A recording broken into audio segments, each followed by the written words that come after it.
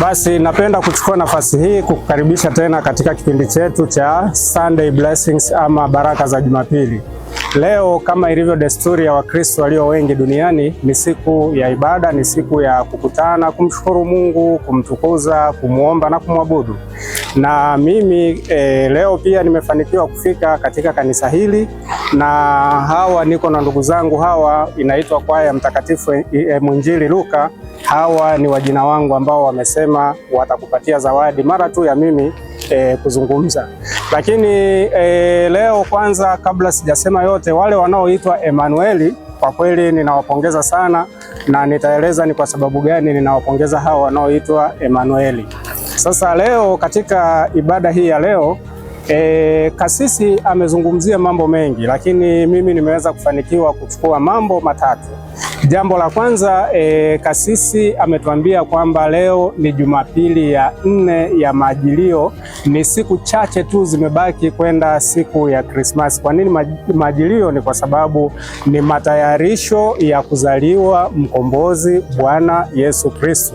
Na hivi kasisi akajaribu kuonyesha kwamba hii siku ni siku ambayo sasa tuko mwishoni kabisa kumpokea huyu Bwana Yesu Kristo.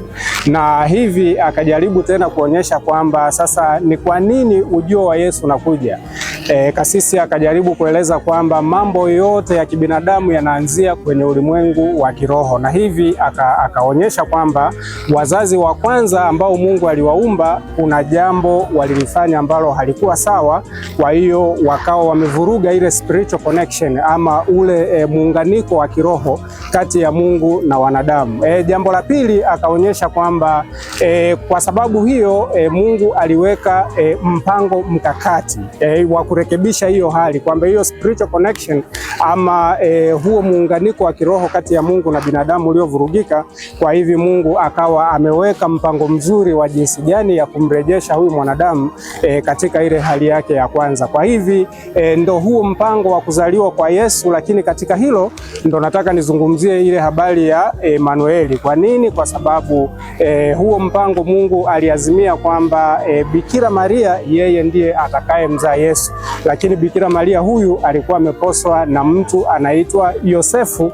Yeye katika kuhakikisha kwamba anamchukua Mariamu, alitaka amchukue katika usafi wote, na bahati mbaya sana akabaini kwamba huyu Mariamu yeye ni mjamzito, ambao huu ujauzito ndio huu tunaambiwa kwamba ni miraculous event ya kuzaliwa kwa Yesu Kristo, ni kama muujiza. Yani huyu Bikira Maria alipata hii mimba, Mungu alipenda iwe hivyo kwa njia ya muujiza, ili Mungu aweze kuonekana kwa wanadamu. Na huyu Yosefu sasa ndo akapewa ujumbe na malaika kwamba huyu atakayezaliwa kwa kuwa ni mtakatifu ataitwa Emanueli. Ndio maana nilisema kwamba sasa nawapongeza sana Emanueli, kwa sababu tafasiri ya Emanueli leo nimegundua kwamba maana yake ni Mungu pamoja nasi au Mungu kati yetu.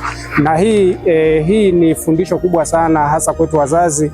Tunapowapatia watoto majina, basi tuwapatie majina ambayo ni mazuri. Huyu aliyeitwa Emanueli ama Mungu pamoja nasi ndiye huyu ambaye tunaenda sasa kusherekea kuzaliwa kwake Yesu Kristo.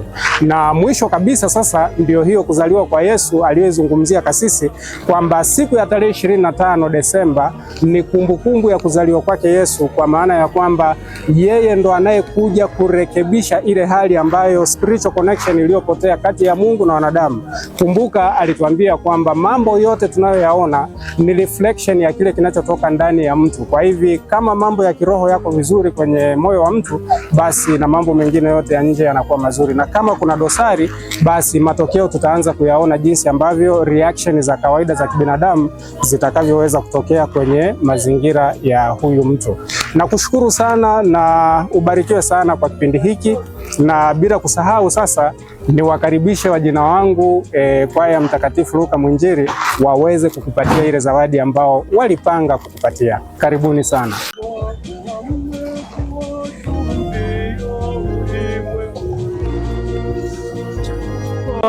Kwa mbegu wa chumvi ya ulimwengu, nendeni mkaikoleze dunia. Tena mmekuwa nuru ya ulimwengu, nendeni mkai Inueni mkaiangaze dunia, mkasimame mahali palipo juu, nuru yenu iangazie watu. Tendeni mema, wamtukuze Baba yenu wa mbinguni, mkasimame mahali palipo juu, nuru yenu Baba yenu wa mbinguni, mkasimame